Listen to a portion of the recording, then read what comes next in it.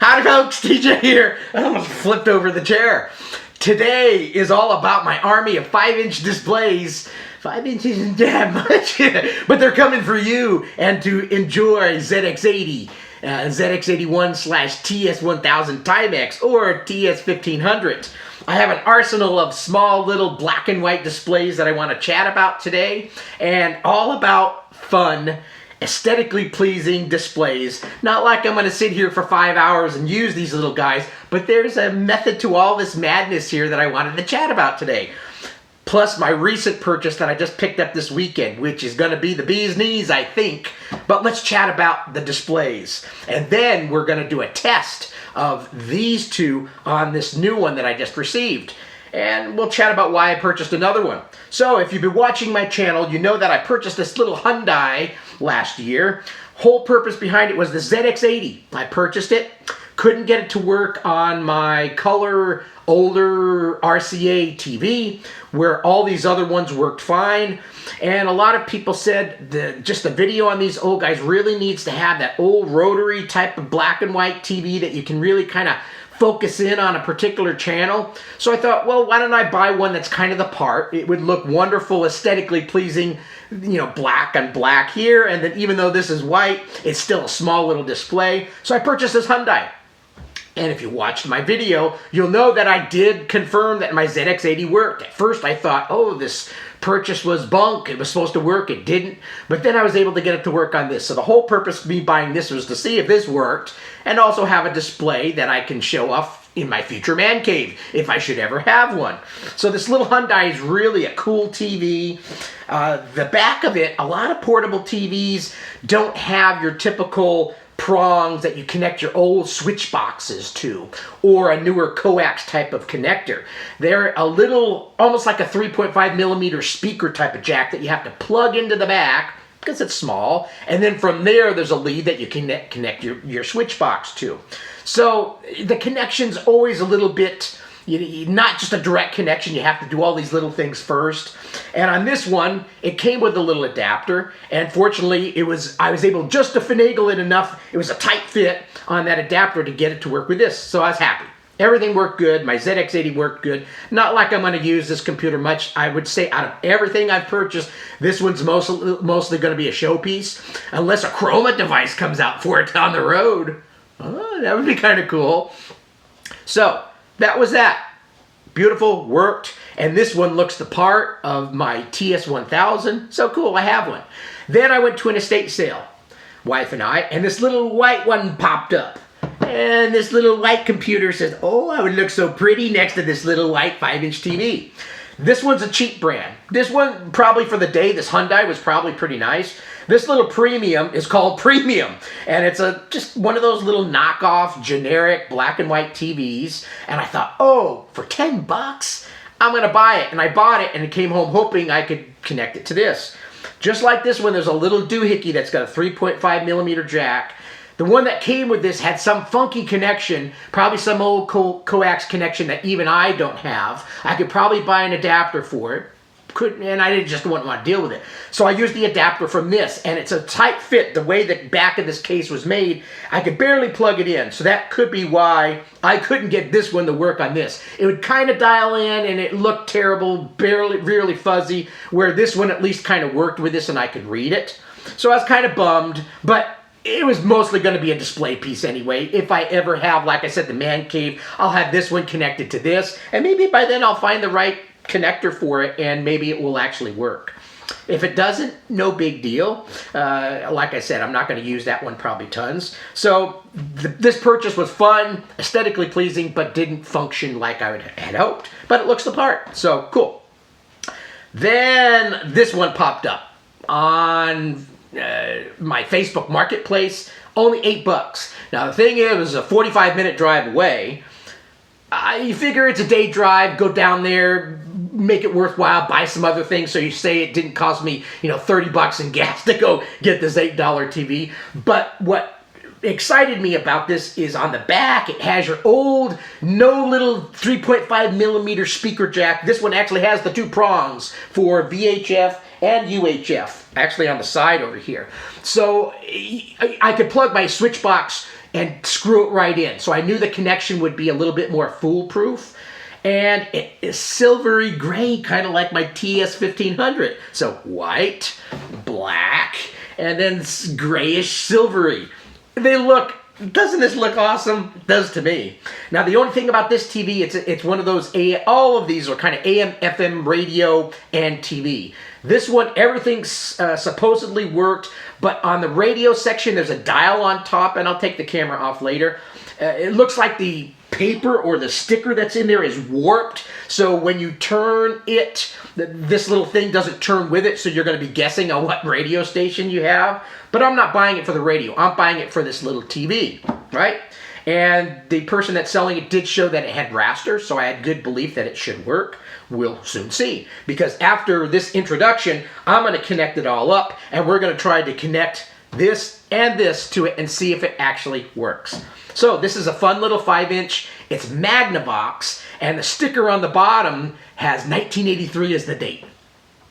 So cool. It's, basically, it could definitely have been a monitor somebody would have used for this back in the day. I forget the date on this one. I don't remember if I figured it out, but I'm guessing this is later 80s, possibly even into 90s. This one is probably the same, but this one is dated 1983. So, looks the part, is the right year and genre per se to be able to run these, so I had to get it. And we're hoping that it's going to work. So, enough yapping. I'm going to move this stuff off, leave just this one. We're going to plug it in and actually see if we can get this to work with both of these. And if it does, wonderful. Third time's a charm. And at this point, I'll have a monitor for each one for aesthetics if I ever want to. And then if we want to actually use one on an old black and white TV, this one seems to work pretty well across the board. This one I think only worked with that. Okay, and then this one we're hoping works great for everybody. So anyway, hold tight. Let me get everything connected and see how this works. So yeah, this looks awesome, doesn't it? It does to me. Hopefully I can get out of this chair without flipping over. Whoa. I'm going to close the camera. It's test time. I've got my ZXpand on my TS1000. I have connected up the TV. Let me take the camera off, do a quick little perusal of the TV. Then we're going to go ahead and test this one first, and then test the ZX80, see how it all pans out. So I've got everything really... Oh, who are you using? Sinclair. It's a little jibbly out here too, so my giblets it's cold. Okay, so here is the front of this Magnavox TV, and you've got your little controls there, and tuning knob here. You've got the low VHF and high and all that stuff, the radio selector, volume, contrast, brightness, tone. So all that's on the front. On the top is this... see how it's all warped here? I don't know if that's a sticker in there or what's going on, but like I said, this is the tuning for the AM FM. I'm not too worried about that, but that's how it looked. And then there's a little antenna that pops up if you're going to be listening to the radio, or back in the olden days catching analog TV, which is no longer an option around these parts. Over on this side, we've got your vertical hole, horizontal hole, which is nice, and also an earplug jack, so that's cool. And there's also, vertical height. Oh, so you can adjust that too. That's cool. And then on the back, here's the back. So Magnavox, you can kind of see there the model of it. And is that where it shows? Let's see, I've got something sticking up in front of me. I can't see. I'm trying to remember where I saw. Oh yeah, 1983 on the bottom right there. Underneath there is you can put batteries, like big old D size in the bottom. I'm not going to flip that up, but needless to say, you can run it off of batteries. And this side, like I said, see, you've got your typical old switch box directly to the VHF antenna, and an AC adapter, which is cool. So it came with that also. And it's got a little stand that you can carry everything around on or prop it up so you can point it up towards your face. So that's what it looks like. That's my connection. So let's go ahead and re-plug this. Oh, everything is a little cramped in here. All right, so let's go ahead and, so this is going to be a first test. I have not tried this yet. I'm going to get all my nose itchies. Lights on. Okay, so so I've got it on low VHF. Like I said, I got the ZXpand. I've got my Epix joystick connected. I'm not going to play with any of these. Let's go ahead and turn on 3, 2, 1.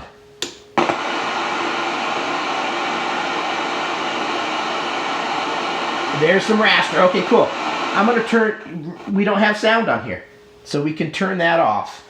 Oh, I got to go plug, so I've got everything, electrical. Okay, let me go plug this in. So, you can let me know if I get video. Oh, okay, so there is some video, tuning. Oh. That looks pretty good for a black and white TV. Let me go a little farther to the right. No, it's starting to deteriorate. It's got probably my fat head in here. Yeah, that looks decent. There's a little wavering, but yeah, you know, that's these little things. That's how it's going to be. That's why you have to tweak these a little bit. Let me oh, I should have. Let me reboot this with holding down the Shift key. There you go. It brought up the little menu. Let me bring in the camera closer on here.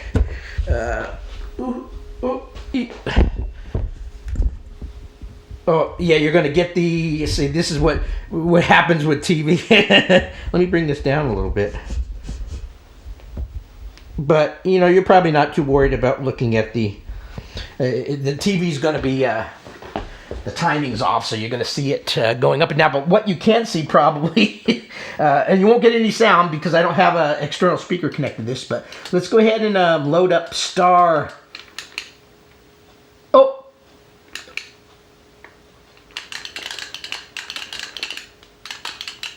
Little video game on my...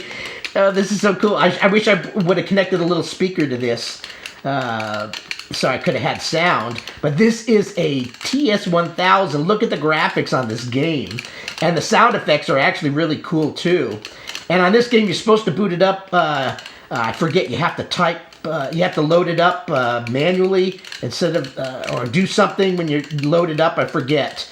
So the graphics look 100% right because you could see when I first started it up, it didn't look quite right to the video. I showed that in a past, I think, video. So anyway, I'm right now playing a video game. Oh, I died. There's a little explosion. So yeah, this looks really good. It looks pretty crisp and clear, and you're probably getting the wavy lines for the CRT rolling around on you. But yeah, it looks pretty good. Oh, but my old eyes can only handle so much of this. Okay, cool. This one worked. I'm going to leave the setting as is. Now let's go ahead and try to connect up the ZX80. So I'm going to keep the camera there. Let's go ahead and unplug this. Okay, I'm trying to do this methodically. I'm going to turn this off. I don't want to be connecting and reconnecting with all this stuff. Okay, off. Unplug this. Move this conglomeration out of the way. Live video, folks. And then now we're going to move the ZX80 into the picture.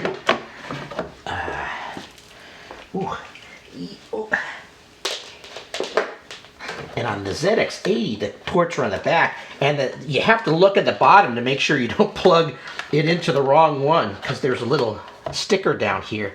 9-volt in, okay. And then, oh, gotta plug the TV in. Okay, there we go. Okay, that's it. Let's go ahead and turn the TV back on.